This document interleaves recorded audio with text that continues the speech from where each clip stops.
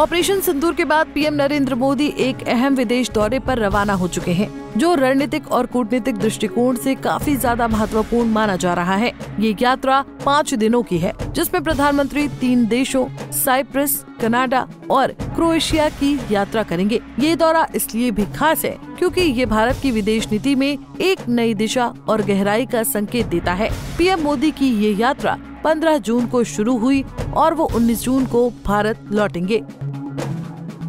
यात्रा की शुरुआत साइप्रस से हुई है, जहां प्रधानमंत्री नरेंद्र मोदी वहां के राष्ट्रपति निकोस क्रिस्टोडोलिडेस के निमंत्रण पर पहुंचे हैं। ये यात्रा 15 और 16 जून के दौरान होगी। उल्लेखनीय है कि बीते 2 दशकों में किसी भारतीय प्रधानमंत्री ने साइप्रस की यात्रा नहीं की थी, इसलिए ये दौरा दोनों देशों के द्विपक्षीय संबंधों को नई ऊर्जा देने की दृष्टि से बेहद महत्वपूर्ण है। साइप्रस और भारत के बीच लंबे समय से राजनयिक संबंध रहे हैं, लेकिन इस दौरे से इसमें और मजबूती आने की उम्मीद की जा रही है। साइप्रस यात्रा के दौरान पीएम मोदी द्विपक्षीय बातचीत करेंगे, जिसमें व्यापार, निवेश, रक्षा और सांस्कृतिक सहयोग जैसे मुद्दों पर बातचीत होने की संभावना है। साथ ही भारतीय समुदाय से भी प्रधानमंत्री मुलाकात करेंगे, जो वहां की सामाजिक संरचना में एक अहम भूमिका निभाते हैं।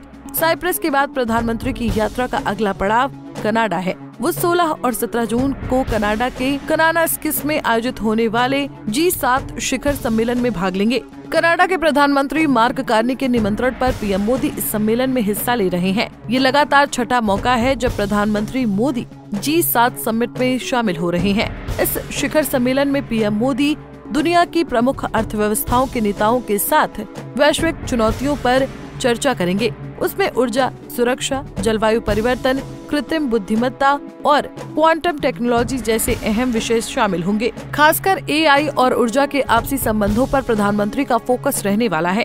इस मंच का लाभ उठाकर प्रधानमंत्री विश्व समुदाय को भारत के विचारों और समाधान प्रस्तावों से अवगत कराएंगे। इसके साथ ही इस सम्मेलन के इतर पीएम मोदी की कई द्विपक्षीय बैठकें भी प्रस्तावित है, जिनमें अमेरिकी राष्ट्रपति डोनाल्ड ट्रंप के साथ उनकी मुलाकात को लेकर खास चर्चा है। ये मुलाकात इसलिए भी महत्वपूर्ण मानी जा रही है क्योंकि ट्रंप ने पहले भारत और पाकिस्तान के बीच तनाव के दौरान मध्यस्थता का दावा किया था, जिसे भारत ने सिरे से खारिज कर दिया था। ऐसे में दोनों नेताओं की ये मुलाकात अंतर्राष्ट्रीय स्तर पर कई समीकरणों को प्रभावित कर सकती है।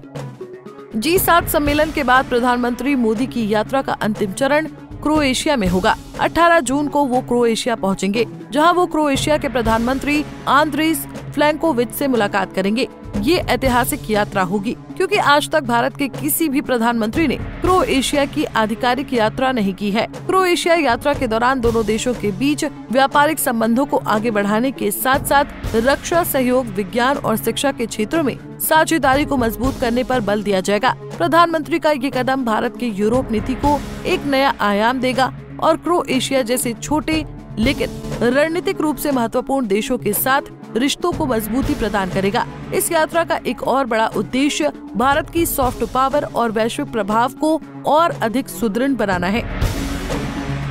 ऑपरेशन सिंदूर और भारत पाकिस्तान तनाव के बाद ये यात्रा अंतर्राष्ट्रीय मंच पर भारत की मजबूती और स्थायित्व का संदेश देती है।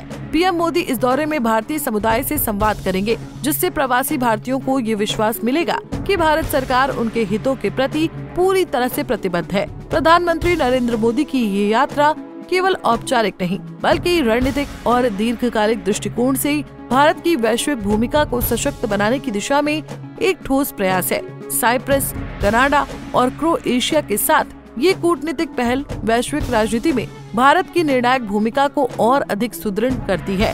प्रधानमंत्री 19 जून को भारत वापस लौटेंगे और इस दौरान वो जिन मुद्दों को वैश्विक मंच पर उठाएंगे, उनसे न केवल भारत की स्थिति मजबूत होगी, बल्कि दुनिया भारत की आवाज को और गंभीरता से सुनेगी। Bureau report, Punjab Kesari TV. तो जुड़े रहने के लिए हमारे YouTube चैनल को सब्सक्राइब करें और नई वीडियो की नोटिफिकेशन के लिए बेल आइकॉन को दबाएं।